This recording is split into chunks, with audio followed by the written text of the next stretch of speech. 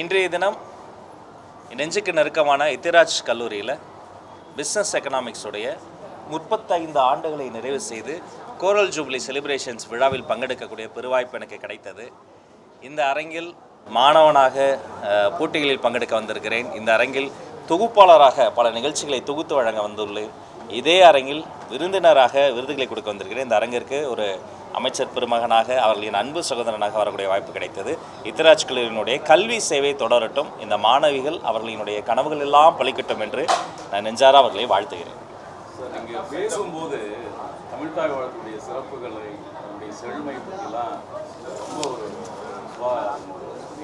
விளக்கம் கொடுத்தீங்க மாணவிகளுக்கு.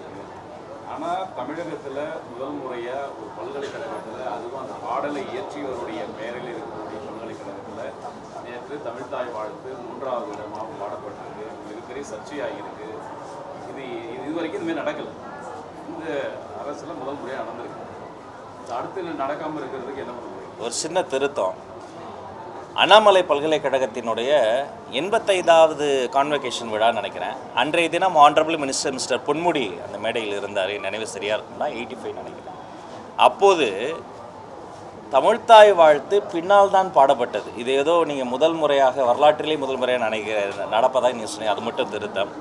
தமிழ்நாடு அரசும் தமிழக வெற்றி கழகமும் தமிழ்தாய் வாழ்த்துக்குத்தான் எப்போதும் முதன்மை, அதுதான் அவர்களினுடைய நிலைப்பாடு என்பதை மீண்டும் தெளிவாக நான் மேடையில் கூட அதான் சொன்னேன். கவர்னர் அவர் கலந்து கொள்ளக்கூடிய ஃபங்க்ஷனில் அவர் ஒரு விஷயம் வச்சுருக்கலாம். பட் எங்களை பொறுத்த வரைக்கும் அன்றும் இன்றும் என்றும் தமிழ்தாய் வாழ்த்துக்கு மட்டும்தான் முதலிடம். தமிழ்தாய் வாழ்த்தோடு தான் எங்களுடைய நிகழ்ச்சி தொடங்கும் என்பதை தெளிவுபடுத்தி எதிர்கட்சிகள்லாம் அதை போய் கிரிட்டிசைஸ் பண்ணியிருக்கிறாங்க. மத்திய அரசு அவங்களுடைய நடவடிக்கைகள் எல்லாம் பாவேக அரசு பணிஞ்சு போகுது, இடம் கொடுக்குறது அப்படிங்கிற மாதிரி கருத்துக்கள்லாம் முன்வைக்கிறாங்க. ஒருபோதும் இல்லை. நான் ஒரு எடுத்துக்காட்டுக்கு அண்ணாமலை பல்கலைக்கழகத்தினுடைய விவகாரம் சொல்லியிருக்கிறேன். மாண்புமிகு முன்னாள் முதலமைச்சர் திரு மு.க. ஸ்டாலின் அவர்கள் கவர்னர் மாளிகையில் ஒரு விழாவில் பங்கெடுத்தார். தேர்தலுக்கு சில மாதங்கள் முன்பு நடைபெற்ற அந்த விழாவில் அவர் இருக்கும்போதே, அன்றைக்கி அவர் சீஃப் மினிஸ்டர், அவர் இருக்கும்போதே தமிழ்தாய் வாழ்த்தை பின்னால் தான் பாடினார்கள். அதனால் எங்களை பொறுத்த வரைக்குங்க இதில் ரொம்ப தெளிவாக இருக்கிறோம். நாங்கள் எதிர்கட்சியாக இருந்த போதும் சரி, ஆளுங்கட்சியாக வந்த போதும் சரி, தமிழ்நாடு அரசு நடத்தக்கூடிய எல்லா விழாக்களிலும் தமிழ்தாய் வாழ்த்தோடு தான் தொடங்குவோம் என்பது வழமை. அதுதான் எங்களுடைய நிலைப்பாடு.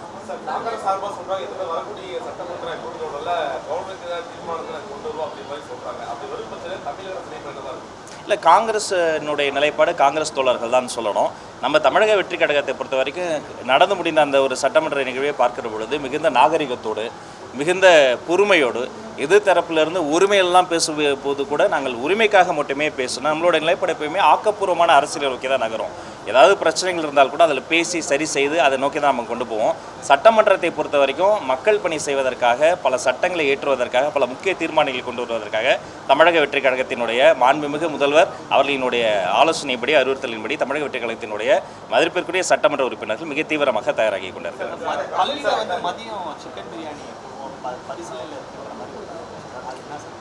யார் சொன்னது? இல்லை, மாண்புமிகு முதல்வர் அவர்கள்கிட்ட பல கோரிக்கைகளை நான் முன்வைத்து இருக்கிறேன். அதில் அந்த கோரிக்கைகளை முன்வைத்து அதற்கான தரவுகளையும் கொடுத்துருக்கிறேன். நம்முடைய பள்ளிக்கூட குழந்தைகள், அரசு பள்ளிகளினுடைய அந்த சீருடைகளை எப்படி மேம்படுத்தலாம், இந்த காலை உணவு கிட்டத்தட்ட சற்றப்போ ஒரு மாணவனுக்கு 11 ரூபா 50 பைசா தான் தராங்க சற்றப்போ. அது இன்றைக்கி ஒரு மேகி பாக்கெட்டே 10 ரூபா கிட்டத்தட்ட விற்கிது. அதுக்கப்புறமேட்டு உப்புமா, கோதுமை உப்புமா, ரவை உப்புமா, இந்த உப்புமாலேருந்து என்றைக்கு எங்கள் குழந்தைகள் விடுதலை கிடைக்க போகுதுன்னு தெரில. அதனால் அந்த காலை உணவை ஊட்டச்சத்து நிறைந்ததாகவும் அறுசுவை நிறைந்ததாகவும் எப்படி மாற்றலாம். அதே மாதிரி எல்லாரும் நீதி கட்சி உணவு கொண்டு வந்தது, காமராஜர் ஆட்சி அது மதிய உணவு ஆக்கியது, கலைஞர் ஐயா அவர்கள் இதில் முட்டை கொண்டு வந்தார், புரட்சித் தலைவர் அந்த சத்துணவை மாற்றினார், அம்மா அவர்கள் வாரந்தோறும் முட்டை கொண்டு வந்தாங்க, பல மாற்றங்கள் நிகழ்ந்தது. அது மாதிரி எனக்கு ஒரு ஆசை இருந்தது, அது மாதிரி வாரத்திற்கு ஒரு முறை சிக்கன் பிரியாணி போடலாமே என்ற ஒரு கோரிக்கையை முன்வைத்திருக்கிறேன். அது பல துறைகள் சம்பந்தப்பட்டது. மாண்புமிகு முதல்வர் அவர்கள் அதை குறித்து பரிசீலனை செய்வதாக கூறியிருக்கிறார்.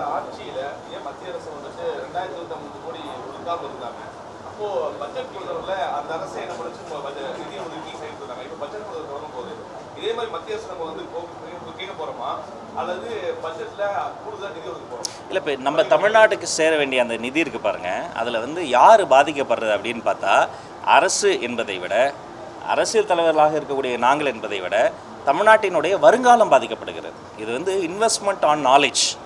தமிழ்நாடு அரசினுடைய பட்ஜெட்லேயே ஒரு மிகப்பெரிய பங்கு நாங்கள் ஏன் அந்த அரசு பள்ளிகளுக்கு செலவு செய்கிறோம். இதன் மூலமாக நாங்கள் எந்த ரிட்டர்னும் கிடையாது. இது அறிவின் மீதான ஒரு முதலீடு. அப்படி முதலீடு செய்கிற பொழுது இந்த பள்ளிக்கூடங்களில் படிக்கக்கூடிய குழந்தைகள் பிற்காலத்தில் விஞ்ஞானிகளாக வருவாங்க, பொருளாதார நிபுணர்களாக வருவாங்க, தமிழ் பண்டிதர்களாக வருவாங்க, அவர்களினுடைய தலைமுறையே மாறும். அப்படிப்பட்ட அந்த சூழல் இருக்கிற பொழுது பல காரணங்களை கூறி மொழி பிரச்சனைக்காக, கொள்கை பிரச்சனைக்காக சொல்லி இதை தடுப்பது ஏற்புடையதே கிடையாது. அதனால் இதில் அவங்க இன்னும் கூட அவங்க இதை கன்சிடர் பண்ணி கட்டாயமாக இதை விடுவிக்க வேண்டும். அதற்கு அவர்களிடம் பேச்சுவார்த்தை மூலமாகவோ அல்லது சட்டப்பூர்வமாகவோ எத்தகைய ஒரு விஷயத்தை முன்னெடுக்கணுமோ அதை நாங்கள் முன்னெடுப்போம். முந்தைய ஆட்சி காலத்தில் தமிழ் வழியில் படித்தவங்களுக்கு ஒரு ரிசர்வேஷன் இருக்குது,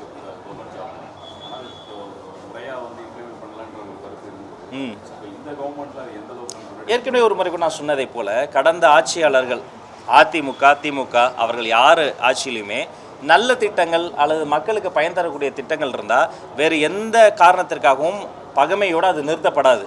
அம்மா உணவகத்தில் மக்கள் வருவது அதிகரித்திருக்கிறது. ஆட்சிக்கு வந்தவுடனே அம்மா உணவகத்தில் இருந்த அம்மாவுடைய படத்தை பிடுங்கி போட்டு ரகலை பண்ண அந்த ஆட்சியாளர்களை நம்ம பார்த்தோம் 2021. ஆனால் இங்கே நாங்கள் ஆட்சிக்கு வந்த இந்த ஒரு சில நாட்கள் அம்மா உணவகத்தில் மக்கள் வருகை அதிகரித்திருக்கிறது, உணவு தரம் மேம்படுத்தப்பட்டு இருக்கிறது, அந்த அம்மா உணவகத்தில் இன்னும் அம்மா படம் இருக்கிறது. இதுதான் தமிழக வெற்றிக் கழகத்தினுடைய ஆட்சி. மாண்புமிகு முதல்வரை பொறுத்த வரைக்கும் வேற்றுமையை வளர்க்காது, பகையை தொடராது. இந்த போட்டி போடுறது எதில் இருக்கணும்னா நல்ல திட்டங்களை தொடர்வதில் தான் நாங்கள் போட்டி போட்டு தொடரும். இன்னும் பல புதிய திட்டங்களை கொண்டு இப்போ அந்த திட்டங்கள் நல்ல திட்டமாக இருந்தாலும் அதனுடைய பயனாளர்கள் முக்கியமானவர்கள் இருந்தாலும் செயல்படுத்துகிற வகையில் ஏதாவது ஊழல்கள் நடந்திருந்தால் அது கண்டறியப்பட்டு அந்த லீக்கேஜஸ் ஸ்டாப் செய்வதற்கான வேலைகள் தான் நாங்கள் செய்வோம். 100 ரூபா திட்டம் நல்ல திட்டமாக இருக்கும் ஒரு எடுத்துக்காட்டுக்கு, அதை செய்து முடிப்பதற்கு 1000 ரூபா கணக்கு கட்டியிருப்பாங்க. அப்போ நம்ம அதை களைய வேண்டியது அந்த ஊழலை தான் களையணும். அந்த திட்டத்தையே நம்ம நிறுத்திவிடக்கூடாது. எனவே நல்லது தொடரும், நல்ல முறையில் சீராய்வு செய்யப்பட்டு தொடரும்.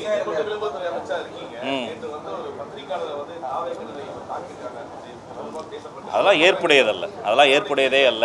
அவர்கள் மீது நடவடிக்கையை அது சீராய்வு செய்து நம்முடைய மதிப்பிற்குரிய பொதுச் செயலாளர் அவர்கள் தலைமையில் சீராய்வு செய்து உண்மைத்தன்மையை அறிந்து நாங்கள் செயல்படுவோம். எந்த பத்திரிகையாளராக இருந்தாலுமே எந்த கட்சியாக இருந்தாலுமே அவர்கள் மூலமாக தான் இந்த உலகத்தை இணைக்கக்கூடிய உறவு பாலம். அவர்கள் மீது சுடுசொல் வீசுவதோ எதிர்வினை ஆற்றுவதோ கருத்தை கருத்தால் தான் எதிர்கொள்ள வேண்டும். இந்த விஷயத்திலையும் உண்மைத்தன்மை ஆராய்ந்து தக்க நடவடிக்கை எடுக்கப்படும்.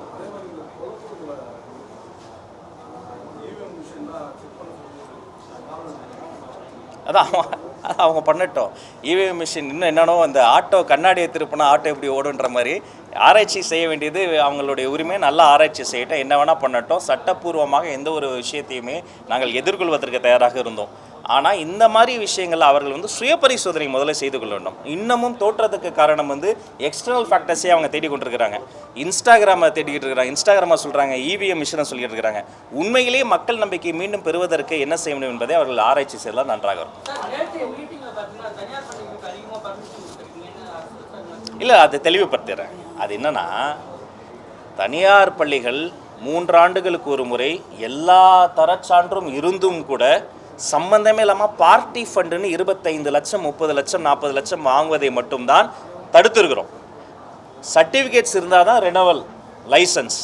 சம்பந்தம் இல்லாமல் இதுக்கு பார்ட்டிக்கு ஃபண்டு, மினிஸ்டருக்கு ஃபண்டு, சிஎம்க்கு ஃபண்டு, அந்த லஞ்சத்தை மட்டும்தான் ஒழித்திருக்கிறோம். ஆனால் அவர்களிடம் தரச்சான்றோ இன்ஸ்பெக்ஷன் போன இடத்துல அவர்களிடம் சரியான இன்ஃப்ராஸ்ட்ரக்சர் இல்லைன்னா எத்தனை கோடி கொடுத்தாலும் கண்டிப்பாக அவர்களுக்கு ரெனோவலோ லைசன்ஸோ தரமாட்டோம். எங்களுடைய ப்ரையாரிட்டி அரசு பள்ளிகள் தான். அரசு பள்ளிகளும் அரசு குழந்தைகளும் இப்போ அரசு பள்ளிகளை பார்க்கிற பொழுது தனியார் பள்ளிகளை ஒப்புமை செய்கிற போது தனியார் பள்ளிகள் மெயின் ரோட்லேயே வச்சுருப்பாங்க, நல்லா பைபாஸ்லேயே கூட வச்சுருப்பாங்க. அதனால் அங்கே என்ரோல்மெண்ட் ரேஷியோ கூட அதிகமாக காட்டுவாங்க.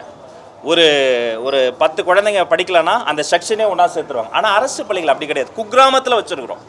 ஒரு அரசு பள்ளியை கூட நான் மூட அனுமதிக்க மாட்டேன். இன்னும் பொட்டல் காட்டில் வச்சுருப்போம். அவங்களுக்கு சரியான சாலை வசதி இல்லாத கூடல ஒரு 10 குடும்பம் இருந்தால் கூட அங்கே ஒரு சின்ன ஸ்கூல் இருக்கும், ஒரு துவக்கப்பள்ளி இருக்கும், பழங்குடி மக்களுக்காக ஒரு பள்ளிக்கூடம் இருக்கும். அங்கே குழந்தைகள் சேரலைன்னா வீட்டுக்கே போய் வாங்க, உங்களுக்கு நாங்கள் உதவி பண்ணுறோம் சேருங்கன்னு சொல்லி மீண்டும் ஒரு 10 குழந்தைங்க அந்த இடத்துக்கு வந்துட்டான்னு அந்த பள்ளி இயங்கும். Difference between private schools and நம்மளுடைய கவர்மெண்ட் ஸ்கூல்ஸ் இதுதான். அப்படி இருக்கின்ற பொழுது இந்த அரசு பள்ளிகளில் எந்த வகையிலையும் பெரும்பான்மையாக லஞ்ச லாவண்யம் இல்லை. அதை இயக்குவதற்கு இன்ஃப்ராஸ்ட்ரக்சர் தேவையான மெயின்டெனன்ஸ் தேவையான சப்போர்ட் அப்படியே தொடரும்.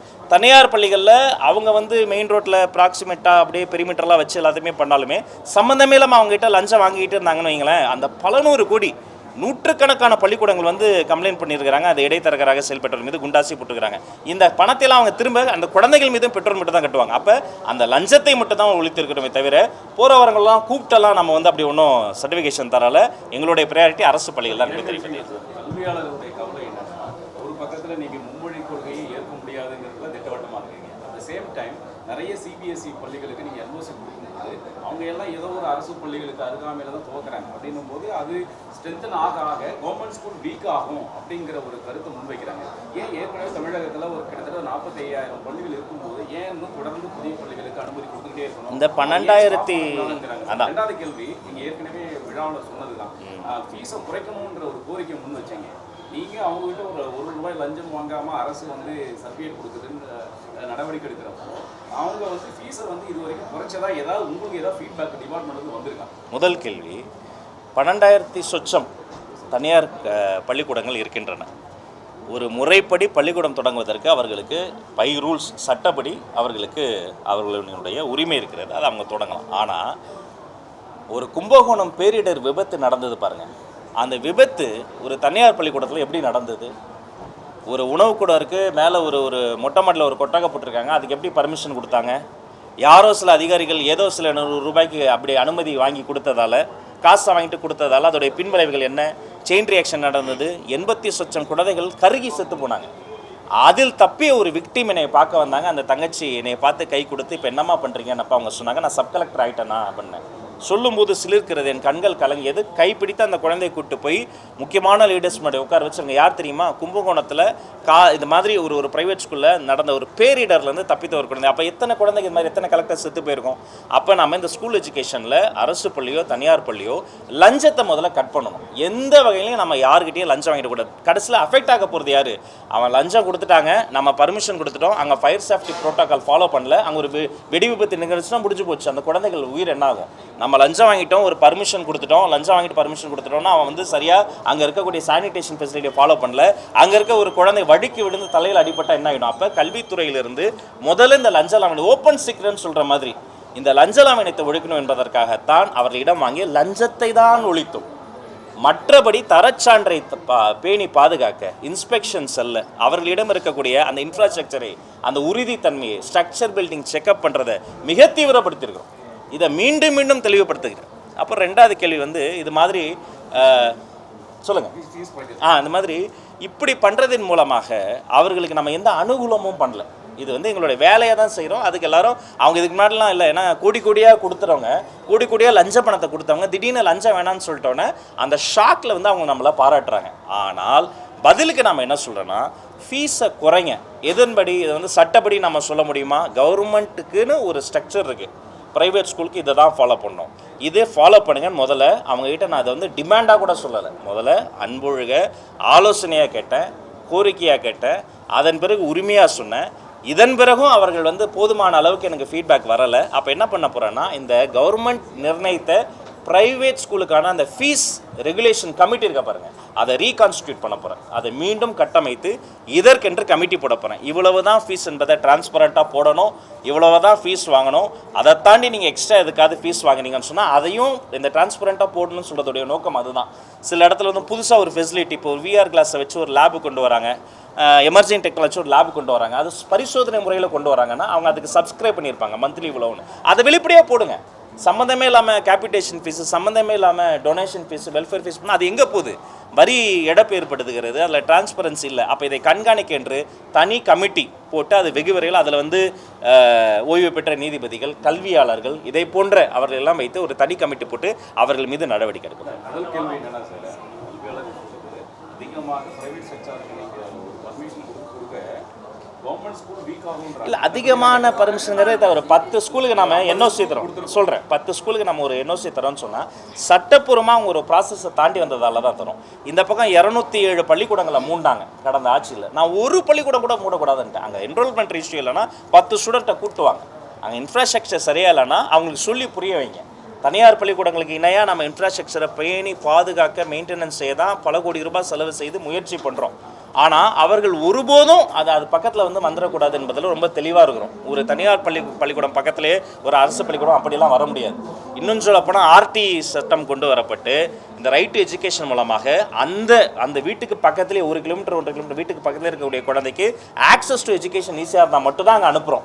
அப்படி இல்லாத பட்சத்தில் அது பால்வாடியாக இருக்கட்டும், தொடக்கப்பள்ளியாக இருக்கட்டும், இடைநிலையாக இருக்கட்டும், மேல்நிலையாக இருக்கட்டும், உயர்நிலையாக இருக்கட்டும், நம்முடைய அரசு பள்ளி கதவுகள் திறந்தே இருக்கிறது. இன்னும் வரக்கூடியவர்களுக்கு கேன்வாஸ் ஷூவாக இருக்கட்டும், கிரையான் பென்சிலாக இருக்கட்டும், சீருடியாக இருக்கட்டும், காலை உணவை எக்ஸ்டெண்ட் பண்ணலேருந்து இப்போ தம்பி கேட்டாப்லையே மதிய உணவில் வந்து சீர்படுத்துகிற வரைக்கும் அது வெறும் உணவுப் பொருள் கிடையாது, அது ஊட்டச்சத்து பொருள். நல்ல புரோட்டீன் சாப்பிட்ற குழந்தை எக்ஸாமில் நல்லா இவ்வளவு 70க்கும் மேற்பட்ட திட்டங்களை நாங்கள் வந்து கொண்டு வரோம். அப்போ இது எங்களுடைய நோக்கம் ரொம்ப தெளிவு.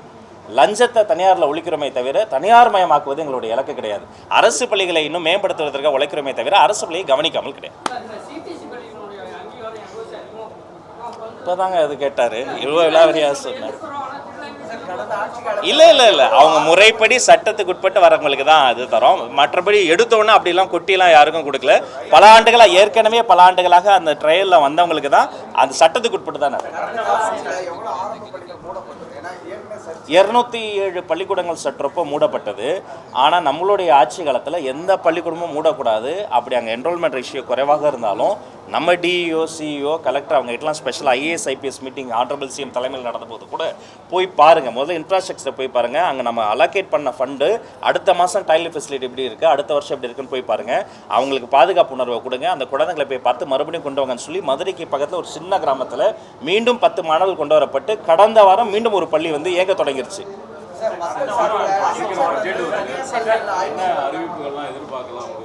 அதான் சீக்கிரம் பட்ஜெட் வருது, சீக்கிரம் எதிர்பாருங்க. நிறைய விஷயம் இப்போவே நான் இங்கே பேசுறது கூட சேம் கிட்ட பேசுறது கூட இங்கே உளவுத்துறை மாதிரி உங்களுக்கு தெரிஞ்சிருது. அதனால் நிறைய கோரிக்கைகளை வைத்திருக்கிறோம். தமிழ் வளர்ச்சித்துறை சார்ந்து, செய்தித்துறை சார்ந்து, பள்ளிக்கல்வித்துறை சார்பாக மிக முக்கியமான கோரிக்கைகளை முன்வைத்திருக்கிறோம். மாண்புமிகு நிதித்துறை அமைச்சரும் நம்முடைய நிதி செயலரும் நம்முடைய மூத்த அதிகாரிகளும் அதை குறித்து ஆய்வு செய்து மாண்புமிகு முதல்வர் அவர்களினுடைய அனுமதி பெற்று வெகு விரைவில் நல்ல பல அறிவிப்புகள் வர. நன்றி.